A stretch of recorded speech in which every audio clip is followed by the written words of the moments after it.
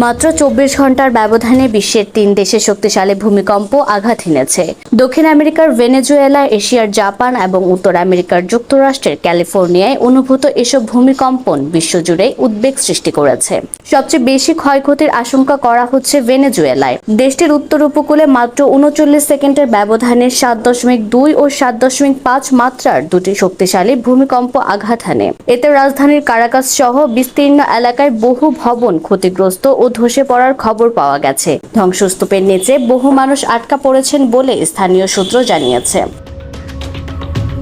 মার্কিন ভূতাত্ত্বিক জরিপ সংস্থা ইউনাইটেড স্টেটস জিওলজিক্যাল সার্ভে এর পেজার সিমুলেশন অনুযায়ী এই দুর্যোগে প্রাণহানির সংখ্যা কয়েক হাজার ছড়িয়ে যেতে পারে। সংস্থাটি বড় ধরনের মানবিক বিপর্যয়ের আশঙ্কাও প্রকাশ করেছে। অন্যদিকে জাপানের উত্তর পূর্বাঞ্চলের কুজি শহর থেকে প্রায় ৩৫ কিলোমিটার উত্তর পূর্বে ৬.৯ মাত্রার একটি ভূমিকম্প আঘাত হানে। ভূমিকম্পটির উৎপত্তিস্থল সমুদ্রের তলদেশে হলেও তা বড় ধরনের সুনামি বা ব্যাপক ক্ষয়ক্ষতির খবর পাওয়া যায়নি।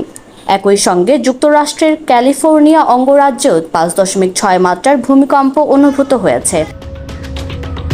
স্থানীয় কর্তৃপক্ষ পরিস্থিতি পর্যবেক্ষণ করছে। ভূমিকম্প বিশেষজ্ঞদের মতে ৩টি ভূমিকম্পের মধ্যে সরাসরি কোনো ভৌগোলিক বা ভূতাত্ত্বিক সম্পর্কের প্রমাণ নেই। এগুলো পৃথক টেকটনিক প্লেটের নড়াচড়ার ফলে সংঘটিত স্বতন্ত্র ঘটনা। তবে অল্প সময়ের ব্যবধানে বিশ্বের ৩ ভিন্ন অঞ্চলে শক্তিশালী ভূমিকম্প আঘাত হানায় সাধারণ মানুষের মধ্যে উদ্বেগ দেখা দিয়েছে। উদ্ধার কাজ ও ক্ষয়ক্ষতির পূর্ণাঙ্গ তথ্য এখনো সংগ্রহ করা হচ্ছে। সংশ্লিষ্ট দেশগুলোর দুর্যোগ ব্যবস্থাপনা সংস্থা পরিস্থিতির নিবিড়ভাবে পর্যবেক্ষণ করছে। ফাহিমা বৃষ্টি, বিডিএস নিউজ।